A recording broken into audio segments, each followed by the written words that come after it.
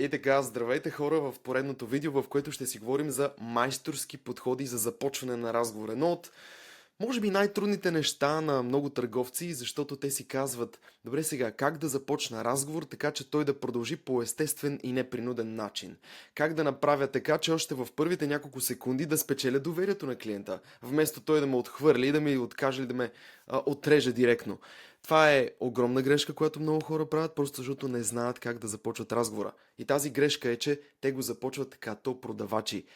И клиентът усеща, че ти си там, за да му продадеш, да бъде убеждаван, да бъде натискан. На никой човек не му харесва това и в секундата, в която някой помирише, че отсреща стои търговец, той бяга и те отхвърля. Затова днес ще ти кажа как да продаваш без да продаваш. Как да се чуеш с клиента и той да знае, че ти си там, за да му помогнеш, а не за да му продадеш на всяка цена. И нека да ти кажа, този подход прави най-много сделки, защото когато клиента се чувства разбран, той ще си говори с теб, той ще се разкрие пред теб, ти ще намериш проблема, който твоя продукт решава и накрая най-естественото нещо, което ще се случи е сделка и пари в твоя джоб. А клиентът ще е щастлив от това, че той ползва твоя продукт, който продаваш и неговите ползи. Така че, нека да започваме. Преди това, да кажа кой съм аз. Аз се казвам Георги Асенов и съм ментор по продажби. Имам близо 10 години опит като търговец, като в началото на своята кариера бях много зле, бях най-слабия в екипа, просто защото не бях обучен правилно. След като намерих много различни ментори, на които платих много пари и си скъсах буквално гъза от учене, прилагане, анализ на разговори, ролеви игри. В продължение на години аз на последната ми работа бях най-добрия. Продавал съм обучение, продавал съм реклама, продавал съм фитнес, много различни неща. И съм генерирал милиони в обороти, затваряйки сделки едно на едно с хора, които не са знали изобщо моето име, до момента, в който не е започнала срещата. И накрая съм им плащали 5 цифрени суми, защото съм знал как. Ето това, което днес ще ви кажа. Да имам правилния майсторски подход не само на започването на разговора, но и по продължителността до неговия край, до заключването на разговора и плащането на парите. Така че нека да започваме с подходите. Преди това искам да ти кажа кои са 4 типа търговци, за да може още в самото начало ти да видиш къде си, къде искаш да бъдеш и кои са нещата, които трябва да направиш, за да се придвижиш. И сега ще видиш докъде. Първите са посредствените. Това са определено хора, с които аз не бих искал да работя като ментор, защото те правят неща на произвола.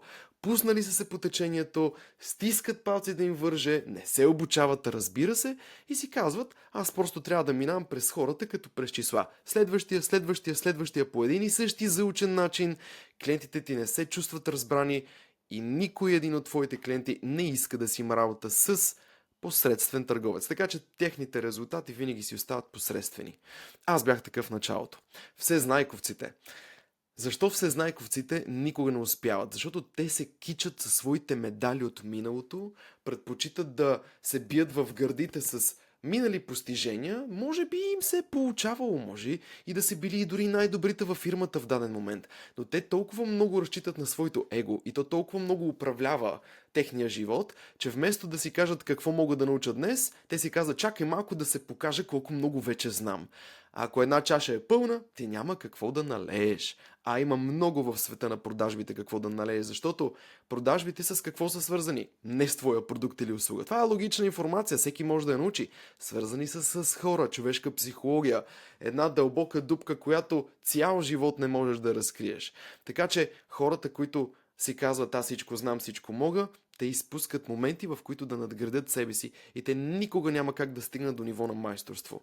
Те не са гладни за знания, те са гладни за някой да ги хвали, някой да ги, колко си добър, велик. Това не ти дава нищо, защото ти тогава си в център. Имам едно любимо изречение и то е, ще го кажа на английски, след това на български. Remove yourself from the equation. Премахни себе си от уравнението. Ти не си важен, защото това, което е истински важно в професия на търговеца е клиента. Дали той ще бъде добре след вашия разговор. Така че тези хора остават там, където са с старите си постижения. Импровизаторите обикновено харизматични личности, на моменти много впечатляват, защото имат много бистър ум, много силно екстровертни са, обаятелни са, красиви, добре сложени, добре се обличат. Тяхното първо впечатление е огромен техен кос.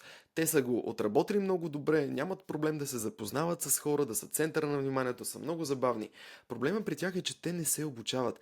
Начинът, по който те правят нещата, е на произвола, на база да ми дойде каквото ще ми се спусне отгоре.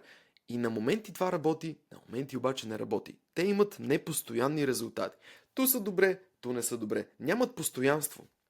И затова четвъртата група от хора са майсторите. Тези, които постоянно в продажбите учат всеки божи ден. Те имат точна и ясна система, която следват. Нищо не е на произвола като посредствените, нищо не е на база импровизация като импровизиращите и определено не са хора, които си казват аз съм най-великия. Не, напротив. Те са в режим на загряване. Те си казват, аз те първа загрявам, колкото и да са добри. Това им създава намерението, че имат много какво да учат. Така че пожелавам ти да бъдеш от майсторите и това определено са хората, с които аз работя, защото всеки следващ месец те стават все по-добри, изкарват все повече пари и се чувстват, разбира се, на мястото си. Сега, как да започнем правилно търговския разговор? Това е много важно, за да, как да кажа, трябва да разберем как работи мозъка на клиента. Ако ние не знаем какво се случва тук, както и да започнем, никога няма да е добре. Затова нашата основна цел и на нашия мозък, изобщо като човешки същества, е ние да оцелеем. Затова нашият мозък не е създаден да ти дава доверието по подразбиране. Той като види, че му звъниш, не си казвал, нямам търпение да платя пари за каквото и да ми разказва този човек. Не, напротив. Той за милисекунди търси нещо, което ще бъде безопасно за него или още повече опасно, за да избяга от там. Така че логиката не се включва в началото. Тя е най-накрая. Първо реагира нашето тяло и то засича каква ти е интонацията, какво ти е намерението, какво ти е отношението. Дали си там, за да вземеш нещо или да дадеш нещо. Той го отчита по твоя глас, слуша за думи или за интонация, която подсказва колебливост, вижда дали си уверен, дали знаеш за какво говориш, дали си професионалист и дали манипулираш. Иска да разбере, чай малко сега, този човек какво иска от мен? Дали е тук за да вземе или е тук за да даде. Това се случва много бързо в нашето тяло и ние засичаме опасността. Това го прави една определена част от нашия мозък, която се нарича амигдала. Това е бъдемовидно тяло, което наричат го детектор за опасност. Той е като един постоянно включен сот, като един скенер, който търси постоянно. Пак казвам, целта на мозъка е ние да оцелеем. И това е един от основните, прибори за това ние да оцелеем, като търси постоянно опасност, за да избяга от нея, ако има такава. Така че в момента, в който някой търговец ни се обади и ние чуем този рецитален тон, здравейте, обажда ви се този и този, и моята цел е днес да ви разкажа за нашия нов продукт, впечатляващ продукт, който и твоята мигдала веднага засича, окей, това е търговец, той иска да вземе от мен, не е тук да ми даде опасност. Когато това нещо се случи, е много важно ние да знаем как да го предотвратим, за да не се случва. Затова, когато ние не започваме нашият разговор по правилен начин, той ни е отхвърлял. И клиента си казва, не, каквото и да ми кажеш, дори то да е полезно за мен, аз вече съм предубеден, аз вече съм си вдигнал защитите и ти имаш много стени, които да пробиеш, за да стигнеш до мен. И по този начин ти изпускаш сделки, които, ако знаеше какво да кажеш по правилен начин, или пък неща, които да не казваш, които ти вредят като търговец, клиента щеше да купи. Ето така се изпускат сделки. Добре окей, тогава какво правят хората грешно? Може би се питаш, какво да спра да правя, което активира амигдалата, за да се защити клиента? Ето тези няколко изречения. Здравейте! Обаждам ви се, за да ви представя. Кой е на фокус? Ти, не клиента. Какво ти имаш да представиш? Той не се чувства важен. Имаме страхотна оферта. Това го казват всички. Аз не съм чул човек, който да каже, здравейте, имам оферта, която не е страхотна, ама искам да ви разкажа за нея. Всички го казват това нещо. Искам да ви отнема 2 минути, за да ви представя. На кой човек би му харесало някой да му отнема неща? Не, хората обичат да им се дават неща. Сигурен съм, че това ще ви е полезно. И ти си казваш, да, със сигурност, си убеден, че това ще ми е полезно, като изобщо не ме познаваш и това ти е търговското изречение с цел да ми продадеш. Обаждам се във връзка с една възможност. Не човек, обаждай ми се във връзка с цел да ме разбереш, защото възможности под път и над път писнало ми от такива като тебе. Това реално си казват хората, като чуят тези изречения. Нашия продукт е най-добрия на пазара. Да, не познавам търговци, които не си хвалят продукта. И дори да има, нали, продукт, който... Дори ти да знаеш, че има по-добър продукт, ти никога няма да кажеш, знаеш ли какво има друг продукт, който е много по-добър от нашия, така че аз ще ти кажа с нашия с какво не е добър. Такъв човек не съм чувал. Имаме много добра промоция в момента, само сега. Нали? И ти си казваш, определено не се чувствам притиснат от този човек. Сега, под тези думи, човека се чувства натиснат. Някой се опитва да го хване, да му вземе парите и да му продаде нещо на всяка цена. Звучиш нуждаещ се. Това веднага ти сваля авторитета. Един търговец, ако ти го усетиш, че е там и той, да, искам да ти продам на всяка цена, ти имаш ли уважение към този човек? Не, напротив. Неговия авторитет автоматично изчезва. Разбира, че целта ти е да продадеш. Усеща, че имаш скрипт. Нали се сещате толкова много хора, които ти звънят по телефона и ти просто надушваш, че те четат от скрипт. Защото изобщо не те питат въпроси. Една рецитална интонация. Та-та-та-та-та, та-та-та-та-та-та. И ти знаеш, че те си четат от тази бележка, на която днеска ще звънат на още 100 човека и по един и същи начин ще звучат. Искаш ли да купиш от този човек? Естествено, че не. Единственото нещо, което искаш, е да избягаш. Така че това, което се случва е, внимавай, отсреща има някой, който целта му е да ти продаде и за това се лепят толкова негативни етикети на всички хора, които са търговци и доверието към тях е малко. Защото те не знаят кой е правилният подход. След малко ще стигнем до тези подходи и то дори няма да са точно подходи. Изненада ще бъдат конкретни думи. Ще ти кажа точно какво да казваш, за да махаме това напрежение. В момента, в който това нещо се случи, амигдалата реагира, тя вкарва нас, хората, в два режима. Единият е режима на бягство и се опитваш да избягаш, другия режим на отбрана, да се защитиш. Как изглеждат и как звучат в света на продажбите? Бягството е, трябва да си помисля, в момента нямам време, може ли да ми звънете малко по-късно? Той не го казва с цел да му звънеш малко по-късно. Той го казва с цел да приключи разговор и повече никога да не ти вдигне. Това е режима на бягство. Режима на отбрана е, не ми харесва да ми продавате, господине, отказвам ви. Или, господине, не ме кефи да ми говорите по този начин, знам, че се опитвате да ми продадете. Или пък, не, благодаря ви, отказвам ви, няма да купа това, което продавате. Това са хора, които нямат проблем да се конфронтират, да влезнат в директна комуникация, да кажат това, което наистина мислят и на тях не им пука как вие ще се почувствате. Това са по-алфа хора, които нямат проблем на непознат човек да му откажат и да го отрежат директно. Тези два режима не искаш да бъдеш там. Бъдеш ли там, не че е невъзможно, но много трудно. Първо, трябва да премахваш бариери, които ти сам си създал. А не е нужно. Така че доверие нула, напълно се изпарява, няма никакво уважение, защото ти няма да купиш, дори самия ти, от търговец, който се опитва да ти продава на всяка цена и който е там изобщо без да иска да разбере какъв е твоя филм, каква е твоята ситуация, от какво имаш изобщо нужда, кой е проблема, който може да ти бъде решен. Така че тук получаваш директен отказ. Как да започнеш разговора без този натиск? И най-вече, и това е така по-майсторски подход, дори да го предотвратяваш. Защо това е важно? Защото много търговци преди теб са създали по подразбиране натиск и всеки път, в който ти се чуеш с човека, дори да звучиш добре, той е леко предубеден, защото знае, че много пъти до сега са му се опитвали да му продават. И ти трябва да се научиш как да предотвратяваш създаденият натиск от други хора преди теб, което малко усложнява професията, но този, който е майстор и знае как да го прави, не е проблем за него. С думи на неутралитет се прави това нещо и с връщане на контрола в ръцете на клиента. Ама, чакай малко, защо да връщам контрола в ръцете на клиента? Не трябва ли целият контрол да е в мен? Истината е, че ти не можеш да накараш някой да направи нещо на сила. Най-много контрол имаш тогава, когато контрол е в клиента, защото той тогава диша спокойно и ти има доверие. Това е най-висшата степен на общуване. Тогава, когато клиента сам иска да си купи от теб, а не ти да го притискаш. Така че, ако амигдалата се задейства, това, което ще се... Ако амигдалата не се задейства, това, което ще се случва е, че все по-малко ще чуваш възражения. Трябва да си помисля, много е скъпо, дай ми 24 часа, аз ще ти звъна в понеделник, като размишлявам над продукта ти, искам да съм сигурен, не взимам прибързани решения и така нататък. Разбира се, винаги ще има възражения. Колкото и да си добър, винаги ще има възражения. Това не е проблем. Но много от тях могат да се предотвратят. Така че ще те науча и на това нещо. И сега, предполагам сте готови да чуете какво се случва и какво точно да казваш в различните видове търговски обаждания. Първо обаче, трябва да знаеш, и това е намерението и отношение, това е номер едно подход, майсторски подход. Твоето намерение и твоето отношение определят как ще протече разговора. Намери ми разликата между тези две неща, които виждаш. Едното е, днес ще продам на 5 човека и ще изкарам пари.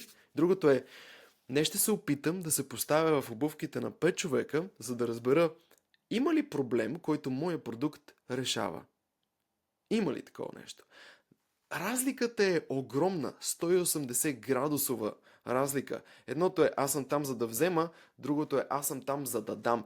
Ти от кой търговец би купил? От първия или от втория? Това трябва да бъде твоето намерение и сега ще ти споделя каква е моята молитва преди среща. Не стана ли много религиозно? Не, не е религиозно. Това е моят начин да калибрирам себе си, да влезна буквално в обувките на този човек, който искам да бъда като търговец, а именно с правилното намерение и отношение към клиента. Това буквално е нещо, което аз правя за една минутка, за да влезна в правилната енергия, защото енергията в търговският ти разговор е изключително важна. Това не означава, че трябва да си хипер приповдигнат, подскачащ и клиента си каже, бе, то на какви наркотици, не напротив. Ти трябва да бъдеш в правилната енергия. Сега ти показвам каква е моята молитва. Първа точка. Аз съм тук, за да служа на този човек. Забравям за себе си, за това какво аз искам, за своите нужди и желания. И в този разговор аз се съсредоточавам и поставям вниманието върху клиента. Пука ми за него така, сякаш той е мой брат. Аз имам по-малък брат, веднага си представям лицето на моя брат, какви топли чувства имам към него и си казвам, представям си, че той клиент е мой брат или сестра. Как бих се държал с него, ако той е мой брат или сестра? Няма да се опитвам да му продам на всяка цена. Ще искам да го разбера на всяка цена. Слушай активно и се довери, че правилният въпрос ще дойде на мястото си. Толкова много хора са в скрипта и мислят за това какво да кажат. И забравят за най-важното умение да слушат, там да са за клиента. И когато това нещо се случи, ти чуваш правилните думи и правилният въпрос идва. Така че за да излезнем от скрипта, да, ясно, първо трябва да го знаем много добре, но след това на ниво на майсторско осъзнаване, правилният въпрос идва. И аз имам моменти, в които най-добрите въпроси са такива, които до сега никога не съм използвал, просто защото слушам внимателно. Продължавам нататък. 5. Аз съм най-увереният човек в този разговор и аз ще контролирам този разговор. Това е изключително важно, да бъдеш уверен. А ако хората усетят колебание, веднага твоята стойност пада. Аз ще открия вярванията, които спират този човек и ще върна силата в него, за да може той да знае, че е своето по-добро аз. Това може да звучи малко странно, малко личностно развитие и коучинг, обаче има хора, които си казват, аз не съм човек, който взима прибързани решения. Утрото е по-мъдро от вечерта и дори на моменти тези вярвания и приказки да са верни, има ситуации, в които това е замаскирано отлагане и ти трябва да го покажеш на човека. Бъди себе си, бъди автентичен, бъди съответен. Това е много важно. Толкова много хора се правят на нещо, което не са. Но бъди себе си, използвай твоите думи, използвай твоята енергия. Това е една от нещата, които изключително много ми помага аз да използвам хумор. И ще видиш, че 8 точка е да се забавлява човек и да се наслаждава. Продажбите са игра. И ако ти ги приемаш като игра, ще ти е много приятен процеса. Хумора продава и то много. И ако ти си... Представи си, че човека му е писнал от някакви логични неща, от някакви много задачи, стрес и работи.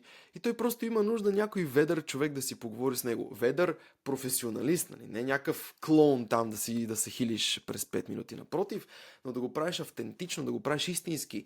И тогава веднага дигаш настроението и на този човек, който увеличава шанса да направи продажба. Ти да направиш продажбата. И така, започваме с конкретните думи, за които става въпрос в този разговор. Студените обаждания. Едно от силните, това беше първата моя школовка, аз започнах с студени обаждания. Те са най-трудни и най-бързо те развиват, защото в секундата, в която ти изведнъж някой човек, който не очаква твоето обаждане, имаш много малко време, за да създадеш рапорт, да спечелиш доверието и човека да иска да те чуе. Две емоции трябва да знаеш как да създаваш и те са любопитство и вълнение. Ако един човек успееш да създадеш любопитство, за да те чуе, да види какво има тук за него и вълнение от това, леле, това звучи супер, ще ми помогне, този човек е твой. Проблема на повечето хора е, че при студените обаждания звучат супер стандартно, човека знае, че е в такова обаждане и той не иска да му бъде продавано. Ето как. Ало, Иван, здравейте, обажда се Георги от Еди къде си. Знам, че вероятно не очаквате такова обаждане, обаче може ли да ми съдействате по един въпрос, свързан с вашата дейност? Защо откриваме разговора с този въпрос? Има ли нещо свързано с мен? Не. Ето, чуйте. Обажда се еди кой си. Знам, че вероятно не очаквате това обаждане. Тук целта ни е да щупим стария модел. И в момента, в който кажем това, човека е, никой до сега не ми е говорил по този начин. Как така не го очаквам? Какво ли е това обаждане? Веднага създавам любопитство в неговия мозък и той е там и какъв е този човек? Защо ми звъни по този начин? Защо ми казва това? Това е съвсем различен модел, който той не е свикнал да чува. Обаче, може ли да ми помогнете свързан с един въпрос, свързан с вашата дейност? Към кого насочвам вниманието? Към него. И той е, да, кажете, с какво да помогна. Или аз вече имам неговия фокус и внимание. Това е много важно нещо. Следващото нещо, с което започваме. Кой е човека при вас, който се занимава с справянето с хикс проблем? Сега, много е важно да знаеш не какво продаваш, а кой е проблема, който продуктът ти решава. И тук трябва да кажеш проблема, който твоя продукт решава, защото това са хората, на които ти искаш да помогнеш. Вие ли сте това или с кого трябва да говоря по този въпрос? Повтарям. Кой е човека при вас, който отговаря за справянето с този и този, пример, проблема с маркетинга и това, че много хора, например, изтиват или не знаете как да адресирате вашия идеален клиент, следствие на което изпускате продажби? Вие ли сте този човек или с кого мога да говоря по темата? Това го задаваме като въпрос, защото някой път, ако продавате B2B, ще вдигне секретар или човек, който не взима решенията. И ти искаш да подредиш този въпрос по този начин, за да може клиента да си каже: вау, този човек говори за наш проблем. И шансът да те свържеш с правилен човек е много по-голям, отколкото може ли ме свържете с управител? За какво къв си ти, бе? Защо да го правя това нещо? Естествено, че не може. Изпратете ни имейл. И нямаш достъп. Ако обаче това е човека, с който трябва да говориш и той взима решенията, и ти го натиснеш по проблем, който той има, създаваш любопитство и вълнение. Автоматично. И сега, следващото нещо. Звъня с идеята да разбера дали мога да помогна точно на вас. Тук имаме много неутралитет. Помните ли одеве, че ви казах думи на неутралитет? Много важни. Дали мога да помогна? Сравнено с звън към ви, защото със сигурност мога да ви помогна. Така говорят всички. Ти си под общ знаменател с натискаш търговец. Ти искаш да си звън към ви, за да разбера дали изобщо мога да помогна на вас в момента. Това, което аз правя е, и сега тук не говориш как ти се казва продукта, фирмата, компанията или собственика.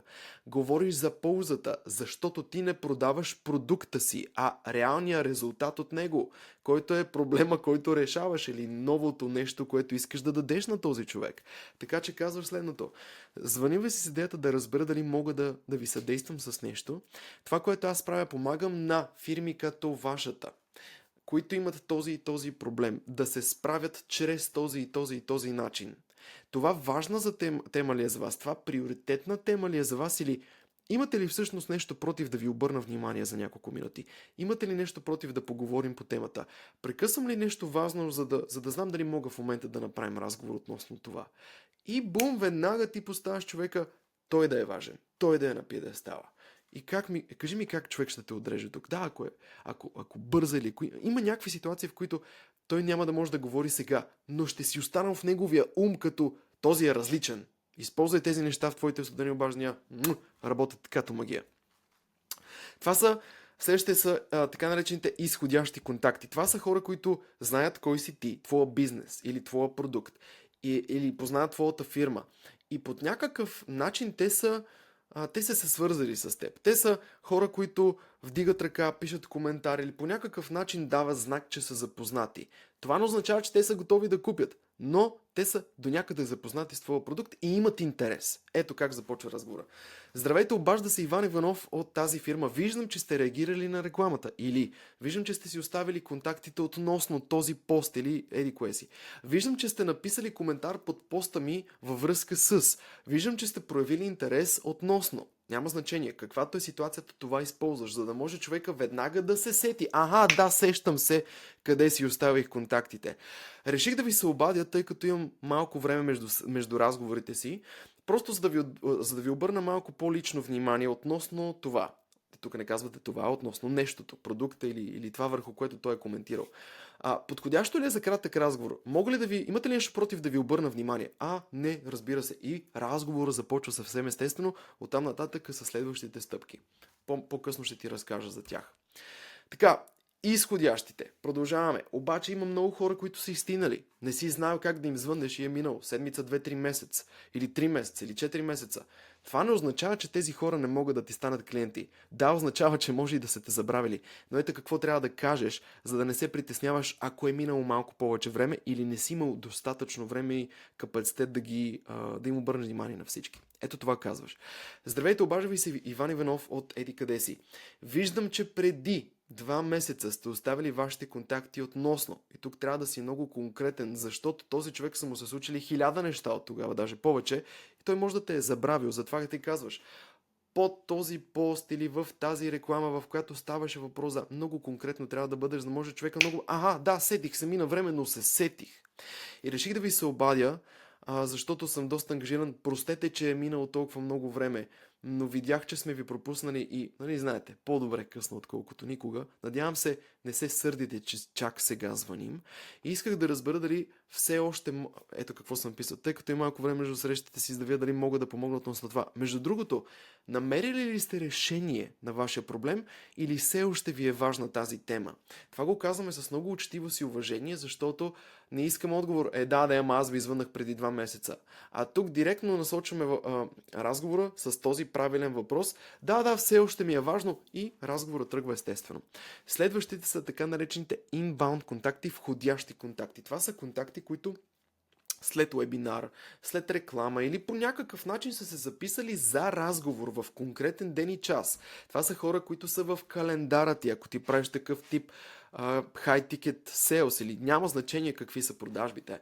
Но това са хора, които знаят, че ще имат час с някой в техния календар и дори са попълнили няколко въпроса. Давам ти пример с един такъв човек при мен.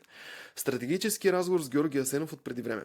На този разговор ще разгледаме, това съм го написал аз. Къде се намираш в момента спрямо уменията си в продажбите? С какво искаш да постигнеш в следващите няколко месеца, една година, няма значение.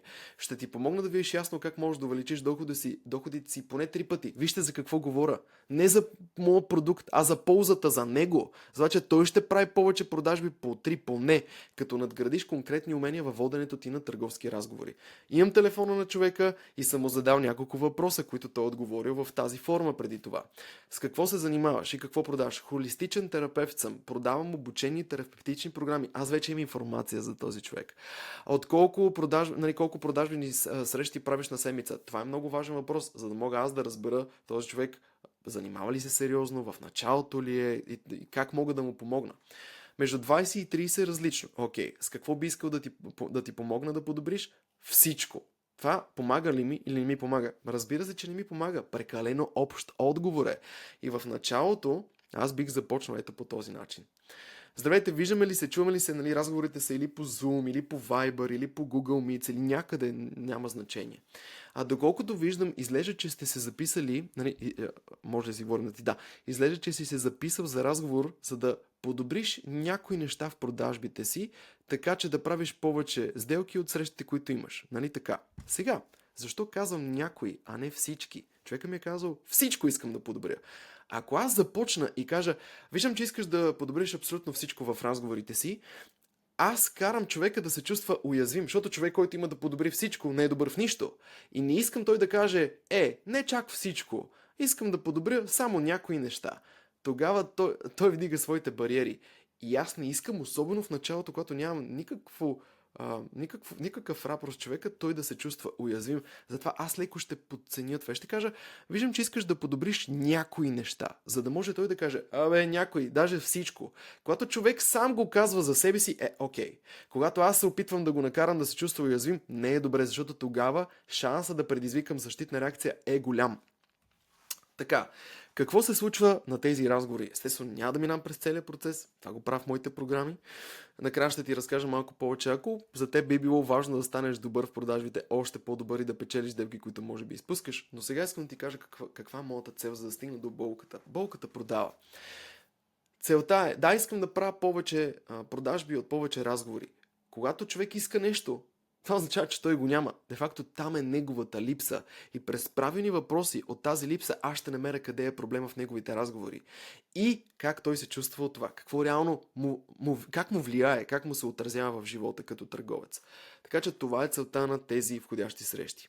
Препоръки. Как да вземем препоръки? Много хора не го правят. Аз много дълго време изобщо не съм се сещал за тази златна мина, за която не плащаш пари за лидове. Защото това са хора, които ти си говорил с тях. Те са ти станали клиенти или дори да не са ти станали клиенти. Ти просто трябва да си направиш устата, за да поискаш контакт. Ето как да го направиш. Защото не става, я ми дай някой, на който да му продам. Не можеш да кажеш това. Естествено, че не можеш. Има правилен начин. И то е, сещаш ли се за някой познат приятел, роднина, колега или изобщо някой от твоето обкръжение, който има проблем с, и тук казваме проблема, който нашия продукт решава. И би искал, и тук казваме ползата, която нашия продукт дава. Преди да кажем следващото нещо, чакаме име, чакаме неговия мозък да мине през колега, роднина, приятел, познат от моето обкръжение. Да, сещам се. Чакаме да ни каже име. Когато разберем името, казваме, така ли, разкажи малко повече за този човек и защо според теб, ключов въпрос, защо според теб аз бих могъл да му помогна? Знаеш какво се случва тук? Тук този човек, който ще ти даде препоръката, той започва да продава на себе си, защо твоя продукт ще му помогне на неговия познат. Това е красиво. Не вършиш ти работата, върши я той, след като сте направили разговор, разбира се. Имаш ли нещо против, ти първо да му звънеш и да му кажеш, че аз ще го потърся, за да му съдействам? Или аз направо да му звънна директно от твое име. Кое мислиш, че ще е по-добре? Даваме тези два варианта, защото има различни ситуации. Има хора, които ще искат те да им звъннат, има други хора, които няма да имат проблем директно да ти го дадат. Ти и в двата случая се обаждаш от негово име. Ако знаеш, че той ще звънне обаче, аз първо ще им звънна и след това ще ти ги дам, тук трябва да предотвратиш нещо. И то е твоят потенциален клиент, т.е. човека, на който си продал, той да започне да продава твоя продукт. Не искаш това, защото той няма да го направи толкова добре, колкото ти би го направил. Мога ли ти дам идея какво да му кажеш, за да ти е много лесно на теб да не се занимаваш, и той да те разбере? Да, кажи ми. Как ти звучи да му кажеш за твоите предизвикателства, през които минаваш и начинът, по който усещаш, че ние можем да ти помогнем? И ако те пита за продукта, просто му кажи, че аз ще му обърна внимание и ще му разкажа подробно. Така ти няма да губиш време, аз ще се занимавам с цялата работа. Става ли така? Готово. И той в момента, в който неговият приятел му каже, разкажи малко повече, той в главата ще си има, виж какво, Жорката ще ти обърне внимание, мой човек е направо ви свързан, говорете си. Чисто и просто. Красива работа. Освен Иван, сещаш ли се за някой друг, на който усещаш, че бих могъл да помогна? И повтаряме този процес, защото ако можеш да вземеш 5 контакта, не е ли малко по-добре, отколкото да вземеш един контакт? Чудесно! Разбира се. Така. Проследяващи разговори. Фоллоуъпи. Толкова много хора ги е срам, страх, притесняват се да звънат на хора, които вече са им отказвали, защото те си казват, той вече ме отрязал, аз не искам да се поставям в ситуация, в която той пак да ми отказва. Ще изглеждам неудобно, ще бъде неловко, но той вече ми е казал не. Той вече ми е казал, че няма нужда от продукта. Това не е вярно. Има една приказка и тя е следната. Правиш проследяващи разговори, малко е черно, не знам дали ви го кажа, черен хумор е, докато човека е жив. И ако разбереш, че не правиш последен опит. Това е в рамките на шегата, малко преувеличено, обаче това, което искам да кажа, е, че не се отказвам от хората. Единственият въпрос е не човека дали ти е отказал, можеш ли да му помогнеш. И ако можеш да му помогнеш, продължаваш да се чуваш с него. Разбира се, не е на ден по 5 пъти, не всеки ден.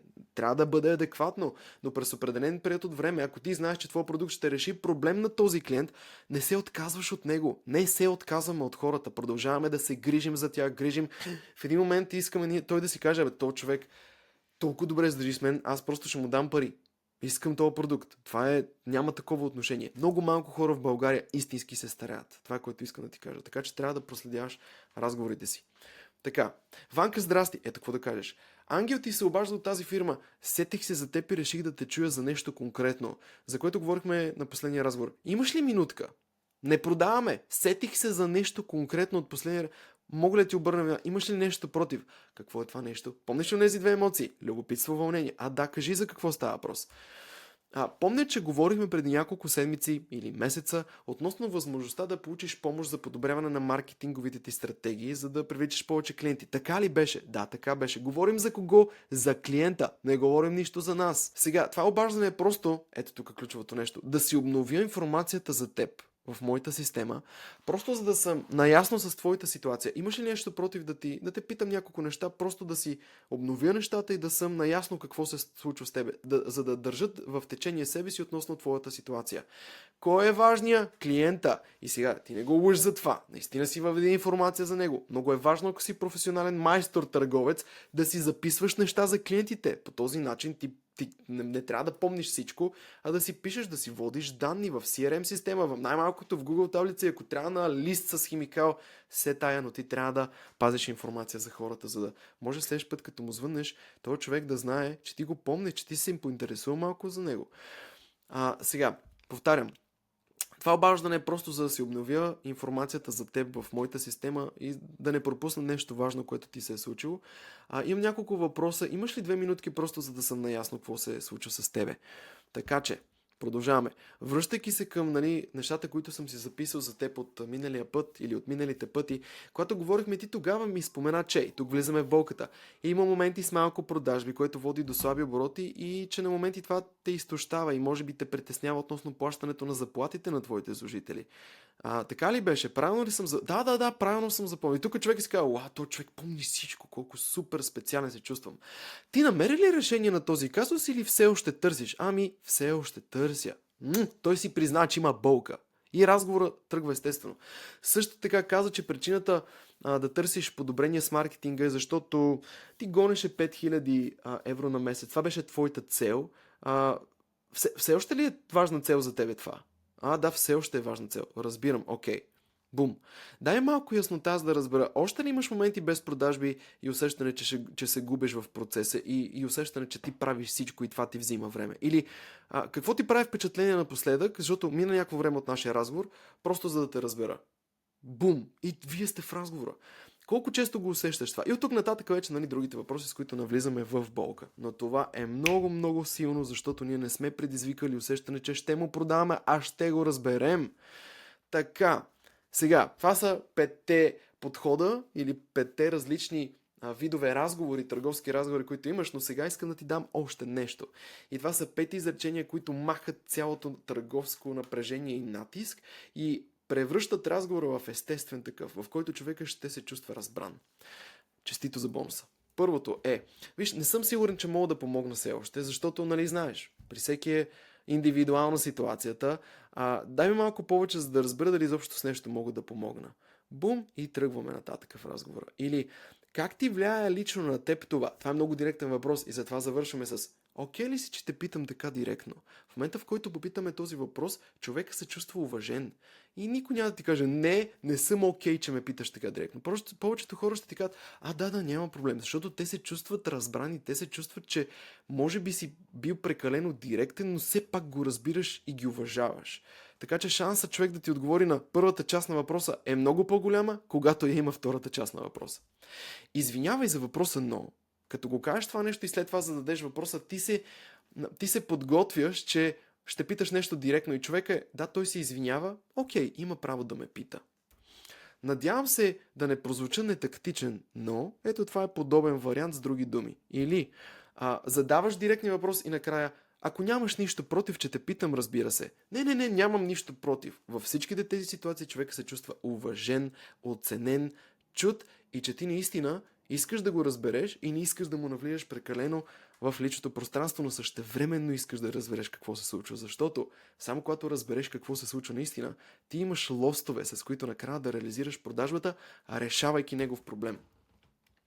Без този неутралитет, без тези изречения, той ще се защити. Шансът да активираш амигдалата е голям и да влезе човека в бягство или в отбрана, защото той ще се почувства уязвим, а никой човек не обича да изглежда слаба в очите на другите. Ти му даваш избор и той се чувства, че контролът е в него, без да го натискаш и задушаваш. Показваш му уважение, човечност и подсъзнателно той си казва, окей, тук съм в сигурна среда, тук никой не ме напада, мога да бъда честен, мога да разкажа, мога да споделя. И принципа на реципрочността, с тези думи ти показваш, че е нормално той да звучи уязвим, защото и ти си бил там. Дори можеш да използваш речение, виж човек, аз те разбирам напълно, защото и на мен това ми се случи. И аз бях там. И аз преди 2 години се чувствах по същия начин. И те разбирам, знам какво ти е. Реципрочност. Човека има много по-голям шанс да се разкрие пред теб, когато ти му казваш тези неща. И клиента си каза, окей, и аз ще съм честен. Щом ти си честен, и аз ще бъда такъв към тебе. Така че това е първата стъпка, именно етапа, в който ти се свързваш с човека, в който започва разговора, имаме любопитство, имаме вълнение, човека се чувства разбран, вниманието е поставено върху него и разговорът тръгва естествен, без излишни защити, отбрана, нападения и откази. Така че има още 6 етапа до взимането на реално сделката, до сключването на сделката, в която ти получаваш парите и комисионната за теб. И тези етапи са следните. Имаме свързващия етап, който с вас го разгледахме. Имаме реалната ситуация на човека, какво е текущото му положение, след което влизането в болката е изключително важно. Хората купуват заради емоция, след което си го обясняват с логика. Това всички го знаем. Обаче как да имаме тази емоция? Ти не можеш да питаш човек, какви сте проблемите, къде ти е болката, как се чувстваш, защото като го направиш, спомниш ли си от преди малко, човека ще се почувства как уязвим и той ще вдигне бариери и защити. Майсторски подход е ти да направиш така, че човека да си каже болката без да се почувства натиснат. Това е нещо, на което аз уча хората. След което ползата от твоя продукт, как да постигне целта, която може да постигне благодарение на продукта или услугата, която ти имаш. Накрая, последствията, въпроси, които толкова много малко търговци им стиска да задават. Нещото е много сложно да ги зададеш. Не знаят как. И като не знаят как, те не искат да поставят себе си в такъв тип ситуация, да питат такива директни въпроси. Аз през годините съм се научил да бъда изключително директен с хората, но знам как да питам, знам как с памуче да им вадя душичката, затова те да се почувстват изключително комфортно в разговор с мен и да ми кажат всичко. Ето това е умението да продаваш добре. След което презентацията през ползи и затварянето на сделката. На всичките тези неща аз мога да те науча, естествено, в YouTube, безплатно съдържание. Даже мисля, че давам малко повече, отколкото трябва да давам, но искам да ти помогна да знаеш, че тези умения наистина работят и наистина могат да ти оттроят минимум сделките. Ако това е полезно за теб и ако ти научи, може би, нещо мъничко от мен днес и би искал да станеш добър в продажбите, ще оставя линк в YouTube, в коментар, някъде долу в описанието, което можеш да кандидатстваш за разговор с мен или някой от моите хора, с които аз работя, моите консултанти, треньори, търговци, с които да видим дали можем да помогнем и на теб да станеш по-добър в продажбите, така че да изкараш повече пари. Ако си от майсторите, ще се радвам да работиме заедно. Ако пък не, харесай това видео, напиши коментар, напиши ми въпрос, аз чета винаги въпросите и отговарям на всички и ще се видим в следващото видео с следваща порция информация. Успех и до нови срещи!